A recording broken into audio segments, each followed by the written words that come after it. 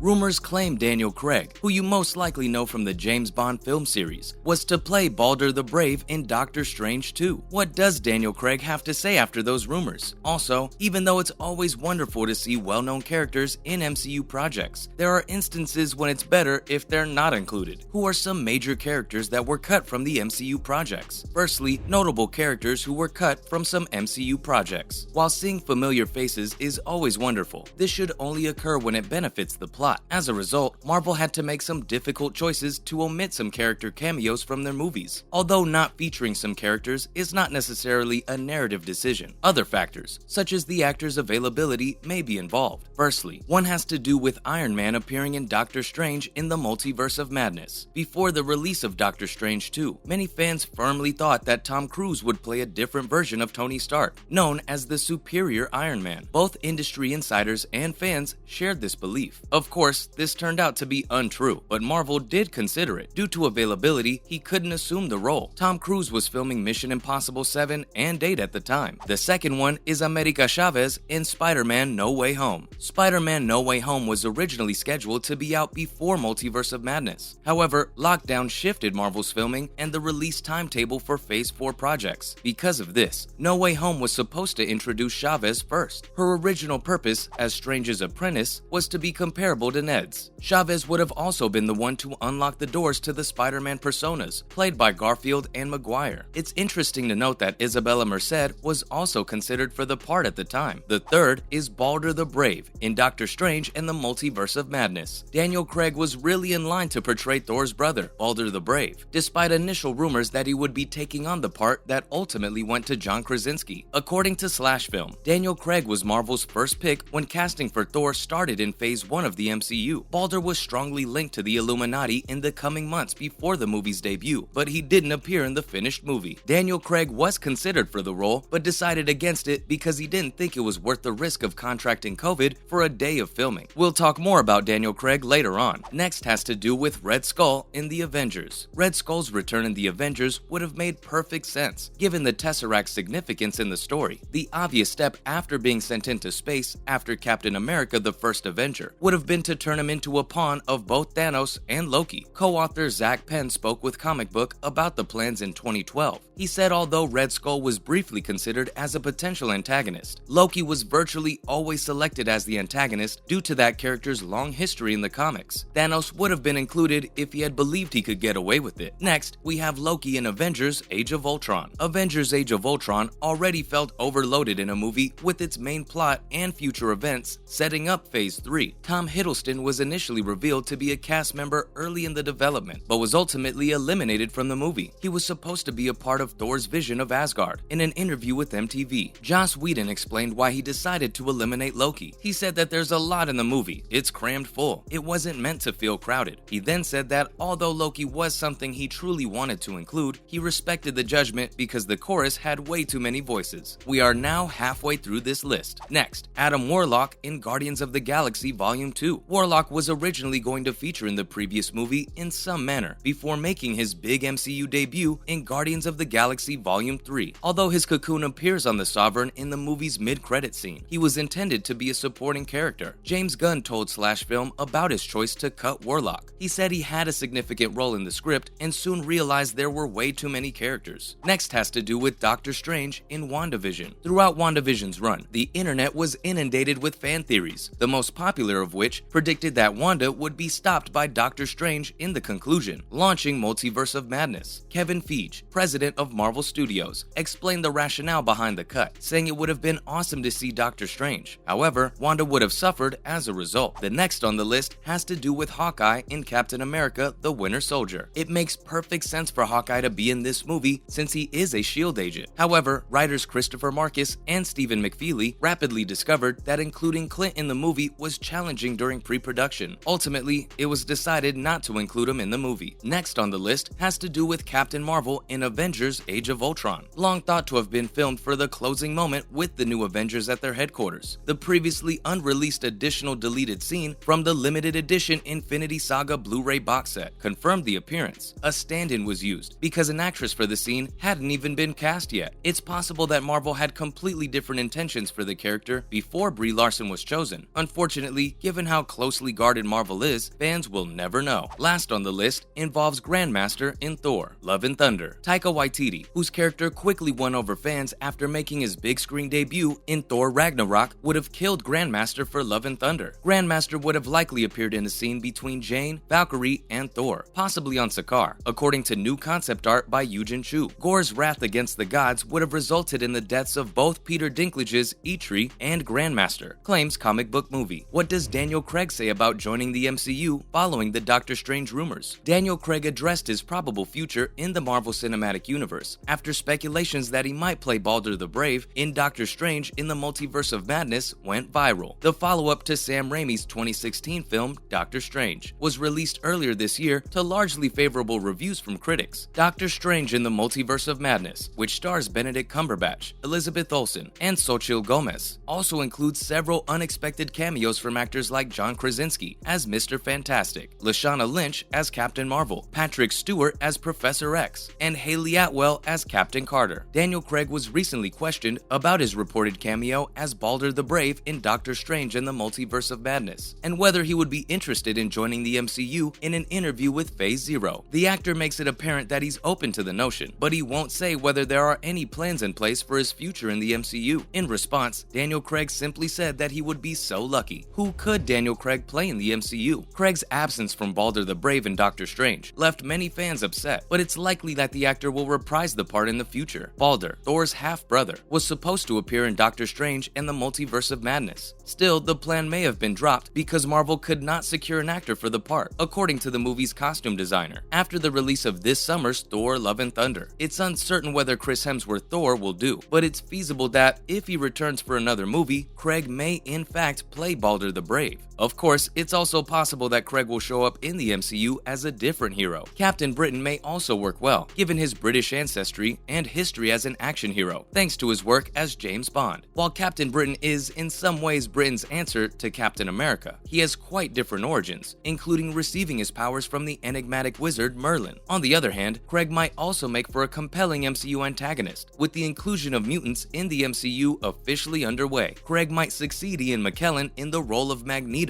from the X-Men. The actor would undoubtedly be a welcome addition to the franchise, and concept art for Doctor Strange and the Multiverse of Madness does hint that there's truth to tales of Craig's Balder the Brave cameo. Craig now appears even more like a suitable fit for several iconic Marvel heroes or villains, because the Knives Out flicks let him display his more humorous side. Although it's unknown whether Craig will enter the MCU, the multiverse's entrance and the numerous appearances of Doctor Strange and the Multiverse of Madness certainly offer various intriguing options for what role he might eventually play. What was your reaction when Daniel Craig didn't play Balder in Doctor Strange? Are there other topics you would like to see featured on the channel? Let us know in the comment section. Please give the video a thumbs up and subscribe. Thanks for watching, and we'll see you next time.